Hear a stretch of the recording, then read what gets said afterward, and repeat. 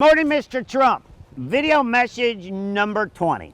Today, we're going to target good old Marco Rubio down there in Florida, running for president of the United States.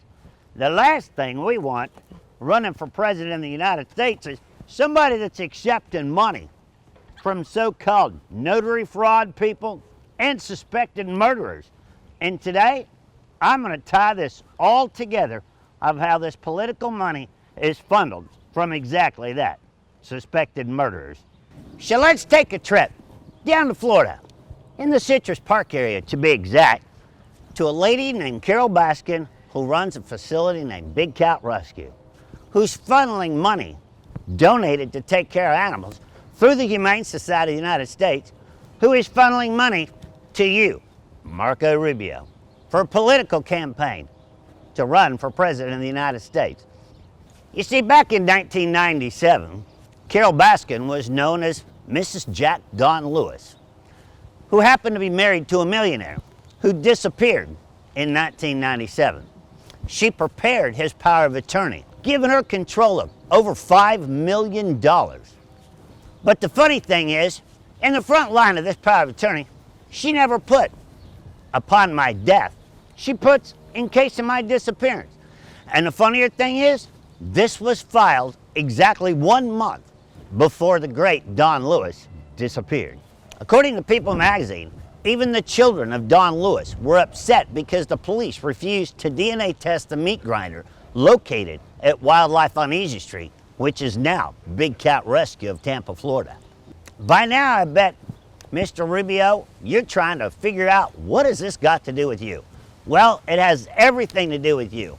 You cannot even control the people in Florida, along with the corruption of the police department, the district attorney, the attorney general. Why in the hell would we want you to be president of the United States? Carole Baskin is so influential in the state of Florida and throwing money in the right pockets to get away with just about anything, including over 60 counts of notary fraud. It is a felony in the state of Florida to have your family notarize something for yourself. And what they're doing is they're funneling animal donated money to buy rental property in the name of Carole Lewis, notarized by her mother, Mary Stairs. To show you just how influential Carole is, throwing the money at the right places to stay out of trouble and to buy her way through whatever problem she has, I'm going to show you a quick video of us flying down and hearing straight from the local sheriff that this is illegal, over 60 counts of felony fraud, and not a damn thing was done about it. We're in Tampa. 12802 Easy Street, Tampa, Florida. Is the Just where down the the corporation street. is located. Okay. Well, is that where the notary's at, where she's doing all this document signing and stuff? Yes, this is her corporation. She is the president of this corporation, who is her daughter, and she is also a notary who signed for her daughter. Yeah, I see. And So then, this is Carole Lewis, this is Carole Lewis's daughter. yes, sir. Okay. And her father. And then this one Okay. is, see, this is Jamie, and this is supposedly Jamie. If- Carole but- okay. notarized this All right. and this, saying that these two signatures If you were want hers. anything done today, I'm gonna have to call for a deputy to come in. Okay, Because I don't have any appointments today or tomorrow. It would be Monday before I could sit okay, down with you and write a report. okay, so, I looked up the statute. It does say she can't do that. Okay. I and just there's learned- 60 of them, over 60 here.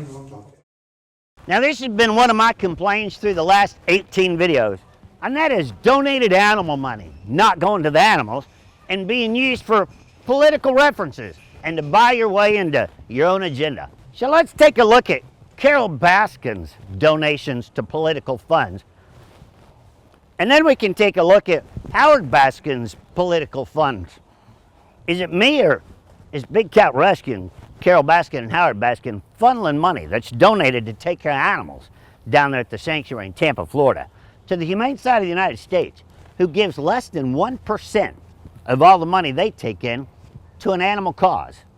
Ladies and gentlemen, Donald Trump, this is to the tune of $18 million dug out of people's hard-earned pockets to help animals, that is going to nothing but political campaigns to buy agendas and get away with possibly murder. And guess what? Marco Rubio, your name's on this list of receiving money that's funneled through donations of animals in order to win a political campaign. Okay, so that pretty much wraps it up, how the money's being funneled from your pocket to an animal rescue facility to the humane side of the United States, back to a political person trying to run for president of the United States. Okay, so for the last 19 days, I've been asking you 6 questions, and I'm going to ask you one more time. Here they are. Here in America, we have a war in the animal world and the animal rights people in order to take our rights away, and 62.8 million people here in America own pets, and we'd like to know your comments and your concerns about a few issues. Question number 1. How do you feel about 501c3 organizations here in America that are scamming the public for hundreds of millions of dollars to take care of animals, and none of it goes to the animals? 90% of it goes to lobbyists to pass laws to further their agenda. 2, it seems like terrorist is the #1 topic anytime you turn the news on anymore. Are you aware that our own government, the United States Department of Agriculture, declared PETA a #1 domestic terrorist in the United States on November the 30th, 2009, and they're still a nonprofit tax organization here in America? How can you be a terrorist and get a tax break from your own country right here in America? 3, we'd like to know your opinion on how you feel on online bullying, not only of children, but adults, in the name of free speech, in order to bash somebody and ruin their reputation and their good name, only to make money for yourself and get away with it under the Declaration of Free Speech. 4, we'd like to know, how come us Americans that own our own property, own our own houses, and pay taxes on them do not have the right to have our own pets that we choose to have on our property or in our homes? Number 5, do you not think that we Americans have the right to assume the risk of our profession, no different than a cop, a firefighter, an oil rig worker, or anyone else that has the assumption of the risk of their professions? It is our right. And please, if you become president, give us back our right. And number 6, one of the most important, and this kind of touched on your speech at the Oklahoma State Fair about things being made in other countries and taxing them when they come into America. Do you not believe that it should be a right that any product made from the rainforest or an animal's habitat somewhere in the world should be taxed in order to be sold in America, and that tax money go back to helping rebuild the habitat and the rainforest so some of these animals don't become extinct in the futures to come? I'm Joe Exotic, and along with 62.8 million other people, we'd like to know if you have any answers for any of this. And you wouldn't believe the support you would get. But this war on American citizens and their animals has got to come to a stop.